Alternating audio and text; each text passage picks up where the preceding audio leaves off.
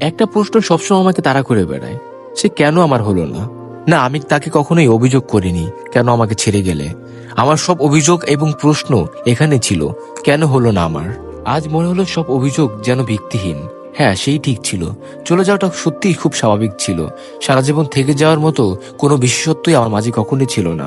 আর বিশেষত্ব ছাড়া একটা অহেতুক মানুষ সারা জীবন বয়ে বেড়ানো কোনো মানেই হয় না, বরং রাখলে বোকামিই হইতো। জীবনসঙ্গী হিসেবে সবাই এমন একটা ছেলে চায় যাকে দেখে অনুভূতিরা তোলপাড় করবে, কিন্তু আমি তো তেমন না। না তো আমার চোখে কোনো মায়াবিনীর মতো, না তো আমার কোনো কোথাও মিষ্টিত্ব আছে। আমি বড্ড অগোছালো। জীবনসঙ্গী হিসেবে সবাই তো একটা গোছালো ছেলে চায়, যে সংসারের সাথে সাথে তার জীবনটাকে গুছিয়ে নেবে। কিন্তু যে মানুষটা নিজেই অগোছালো, তাকে দিয়ে কি আর গোছালো সংসার হয়? প্রেমিক হিসেবে আমি বড্ড বাজে, পসেসিভ, মারাত্মক জেলাস, বড্ড বদমেজাজি।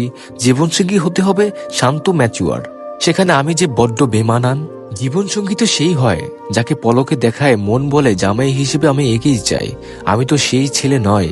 তবে থাকার কি কোনো কারণ আছে, নাকি ছিল? অন্যায় তো সে কখনো করেনি। অকেজো বাস্তব জীবন থেকে বাদ দেওয়াটা আর যাই হোক অন্যায় নয়, সে ঠিক ছিল। ভুল আমি ছিলাম। তার যাওয়াটা অস্বাভাবিক নয়, বরং থেকে যাওয়াটা অস্বাভাবিক ছিল।